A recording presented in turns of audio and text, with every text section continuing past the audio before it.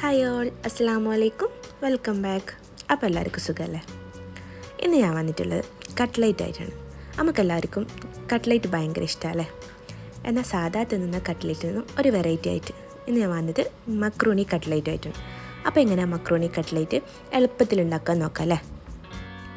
അപ്പോൾ അതിന് മുന്നായിട്ട് നിങ്ങൾ സബ്സ്ക്രൈബ് ചെയ്യാണ്ടാണ് വീഡിയോ കാണുന്നുണ്ടെങ്കിൽ ഒന്ന് സബ്സ്ക്രൈബ് ചെയ്യും. ഇപ്പോൾ ഞാൻ ഇതിന് വേണ്ടി എടുത്തിട്ടുള്ളതെന്ന് വെച്ചാൽ 3 വലിയ ഉള്ളി, കുറച്ച് പച്ചമുളക്, കുറച്ച് ഇഞ്ചി, പിന്നെ ചിക്കൻ എടുത്തിട്ടുണ്ട്. ബോൺലെസ് ചിക്കനാണ്, നമ്മൾ സാധാ മാരിനേറ്റ് ചെയ്ത് വെച്ചാണ്.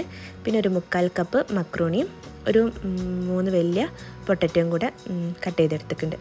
ഇനി ഈ മക്രൂണിയും ഇപ്പം ഉരുളക്കിഴങ്ങും കൂടെ ഞാൻ കുക്കറിലിട്ടിട്ട് ഒരു 3 വിസിലടിച്ച് വേവിച്ചെടുക്കുകയാണ്. രണ്ടും ഒരുമിച്ചിട്ട് വേവിച്ചെടുക്കുകയാണ്.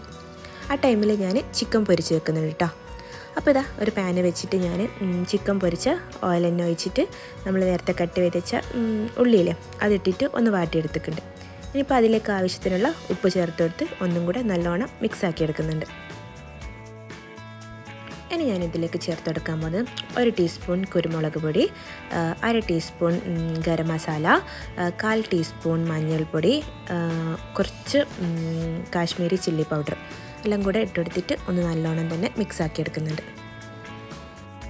അപ്പോൾ നമ്മൾ യൂസാക്കിയ മസാലേൻ്റെ പച്ചമണക്കം മാറിയതിന് ശേഷം നേരത്തെ ഫ്രൈ ചെയ്ത് വെച്ച ചിക്കനില്ലേ അത് ചെറിയ ചെറിയ പീസസ് ആക്കിയിട്ട് ഞാനിതാ ഇങ്ങനെ കൈ കൊണ്ടാക്കിയതാട്ടോ. എന്നിട്ട് ഇതിലേക്ക് ചേർത്ത് കൊടുക്കുന്നുണ്ട്. എന്നിട്ട് നല്ലോണം ഒന്ന് മിക്സാക്കി എടുക്കാം.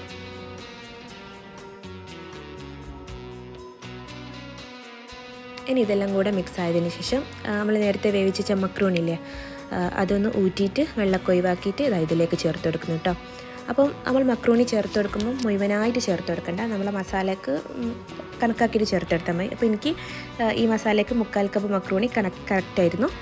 അപ്പം ഞാനത് ഫുള്ള് ചേർത്ത് കൊടുത്തേക്ക്. പിന്നെ നമ്മൾ പൊട്ടറ്റോ ഒന്ന് നല്ലോണം മാഷ് ചെയ്തിട്ട് അതും കൂടെ ചേർത്ത് കൊടുത്ത് നല്ലോണം ഒന്ന് മിക്സ് ആക്കി എടുക്കുന്നുണ്ട് കേട്ടോ. നമ്മളെപ്പോഴും കട്ട്ലേറ്റിലേക്ക് എടുക്കുന്ന പൊട്ടറ്റോ ഓവർ കുക്ക് ചെയ്യാണ്ട് എടുക്കണം. അപ്പോൾ നമ്മൾ പൊട്ടറ്റോ ഓവർ കുക്കായിട്ടുണ്ടെങ്കിൽ നമ്മൾ കട്ട്ലേറ്റ് ഇങ്ങനെ ഉരുട്ടുന്ന സമയത്തൊക്കെ ഒന്ന് കയ്യിൽ പറ്റി പിടിക്കുന്ന പോലെ. അപ്പോൾ പൊട്ടാറ്റോ മാഷ് ചെയ്ത് കിട്ടുന്ന രൂപത്തിലേക്ക് വേവിച്ചെടുത്താൽ മതി. പിന്നെ ഞാൻ ഇതിലേക്ക് കുറച്ച് മല്ലിൻ്റെ ഇല കട്ട് ചെയ്തിട്ട് നല്ലോണം ഒന്ന് മിക്സാക്കി കൊടുക്കുന്നുണ്ട്. അതിനിപ്പോൾ ഇതാ ഞാൻ കട്ട്ലേറ്റ് ഉരുട്ടാൻ പോകട്ടോ. ഇതൊക്കെ സാധാ കട്ട്ലേറ്റ് ചെയ്യുന്ന പോലെ തന്നെ കുറച്ച് കയ്യിലേക്ക് എടുത്തിട്ട് ഒന്ന് ബോൾ പോലെ ആക്കിയിട്ട് അത് ഇനിയിപ്പോൾ നിങ്ങൾക്ക് ഇഷ്ടമുള്ള ഷേപ്പിൽ ആക്കിയെടുക്കുക. ഞാനിതങ്ങനെ ബോൾ പോലെ ആക്കിയിട്ട് കൈയിൻ്റെ ഉള്ളിൽ വെച്ചിട്ട് ഒന്ന് ഇങ്ങനെ പ്രസ് ചെയ്തെടുക്കുക ചെയ്യുന്നത്. നിങ്ങൾക്ക് ഇഷ്ടമുള്ള രൂപത്തിൽ കുക്കീസ് കട്ടറോ എന്ത് വെച്ചിട്ടെങ്കിലും ഇങ്ങനെ ചെയ്തെടുക്കാം. ഇങ്ങനെ മക്രോണി ഇട്ടുണ്ടാക്കുമ്പോൾ കട്ട്ലേറ്റ് നമുക്ക് കുറച്ച് ക്വാണ്ടിറ്റിയിൽ കിട്ടും. നമുക്കിപ്പോൾ ഒരു നോമ്പ് തുറ പരിപാടിക്കോ എന്തെങ്കിലും ഫംഗ്ഷന് വേണ്ടി ഉണ്ടാക്കുകയാണെങ്കിൽ കുറേ വേണ്ടേ. അപ്പോൾ ഇതേപോലെ മക്രോണി വെച്ച് ചെയ്യുകയാണെങ്കിൽ നമുക്ക് കുറച്ച് കൂടുതൽ കട്ട്ലേറ്റ് കിട്ടും. അങ്ങനെ ഞാൻ എല്ലാ കട്ട്ലേറ്റും ഇതേപോലെ ചെയ്തെടുക്കുന്നുണ്ട്. ഇനി ഞാനിതാ ഒരു ബൗളിലേക്ക് 2 മുട്ട പൊട്ടിച്ച് ബീറ്റ് ചെയ്തെടുത്തിട്ടുണ്ട്. പിന്നെ കുറച്ച് ബ്രെഡ് ക്രംസ് കൂടി എടുത്തിട്ടാ. ഇനിയിപ്പോൾ എന്താ നമ്മൾ സാധാരണ കട്ട്ലേറ്റ് ചെയ്യുന്ന പോലെ തന്നെ മുട്ടയിലൊന്ന് ഡിപ്പ് ചെയ്യുക. എന്നിട്ട് ബ്രെഡ് ക്രംസിലൊന്ന് കോട്ട് ചെയ്തെടുക്കുക. മുട്ടയിൽ ഡിപ്പ് ചെയ്യുന്ന മുന്നേ നമ്മളിങ്ങനെ കൈയിൻ്റെ ഉള്ളിൽ ഇങ്ങനെ വെച്ചിട്ട് ജസ്റ്റ് ഒന്നിങ്ങനെ സർക്കിൾ ചെയ്തെടുത്താൽ തന്നെ ഈ കട്ട്ലേറ്റിൻ്റെ സൈഡൊന്നും പൊട്ടിപ്പോവാണ്ട് നമുക്ക് കറക്റ്റ് കിട്ടും. പൊരിച്ചെടുക്കുമ്പോഴും നമുക്കത് കറക്റ്റ് തന്നെ കിട്ടിക്കോളും. അപ്പോൾ ഇതാ ഞാനെല്ലാം അതേപോലെ ചെയ്തെടുക്കുന്നുണ്ട്. അതേപോലെ ഈ ബ്രെഡ് ക്രംസിന് പകരമായിട്ട് നമുക്ക് റസ്കും പൊടിച്ചിട്ട് യൂസ് ആക്കാം.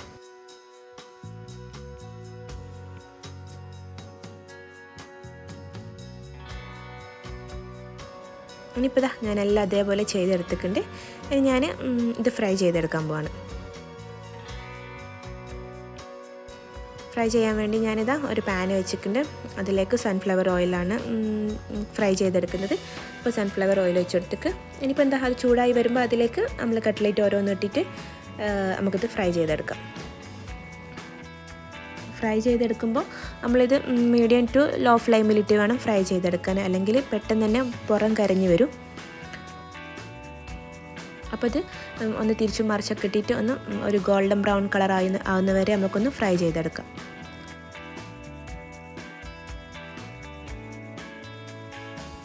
ഇപ്പോൾ ഇത് നമ്മളെ കട്ട്ലേറ്റ് കറക്റ്റ് കളറിലേക്കായി വന്നിട്ടുണ്ട്. ഇനി നമുക്കിത് എണ്ണയിൽ നിന്ന് മാറ്റിയെടുക്കാം. അപ്പോൾ നമ്മൾ ഭയങ്കര സിമ്പിളായിട്ട് കട്ട്ലേറ്റ് ഉണ്ടാക്കി കഴിഞ്ഞില്ലേ, പെട്ടെന്ന് പരിപാടി കഴിഞ്ഞിട്ടില്ലേ. അപ്പോൾ ഇത്രയേ ഉള്ളൂ.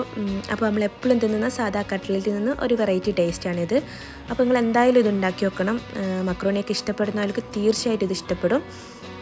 നല്ല ടേസ്റ്റുമാണ്. നമുക്ക് സാധാരണ കഴിക്കുന്നതിനേക്കാളും ഒരു നല്ലൊരു ടേസ്റ്റാണ് ഇതിനുള്ളത്. അപ്പോൾ ഉള്ളിൽ നമുക്ക് മക്രോണിയും ചിക്കനും എല്ലാം തന്നെ പൊട്ടറ്റോ ഒക്കെ കടിക്കാൻ കിട്ടും. അപ്പോൾ എന്തായാലും ഒരു പ്രാവശ്യം നിങ്ങൾ ട്രൈ ചെയ്ത് നോക്കുക. പുറത്ത് നല്ല ക്രിസ്പി ആയിട്ടാണ് നമ്മുടെ കട്ട്ലേറ്റ് ഇരിക്കുന്നത്. അപ്പോൾ എന്തായാലും നിങ്ങൾ ട്രൈ ചെയ്ത് നോക്കുക. പിന്നെന്താ, ഞാൻ എപ്പോഴും പറയുന്ന പോലെ എൻ്റെ വീഡിയോ സബ്സ്ക്രൈബ് ചെയ്യാണ്ടാണ് നിങ്ങൾ കാണുന്നുണ്ടെങ്കിൽ എന്തായാലും സബ്സ്ക്രൈബ് ചെയ്യുക. കൂടെയുള്ള ബെല്ലൈക്കണും കൂടി അമർത്താം. Thank you for watching my video. By.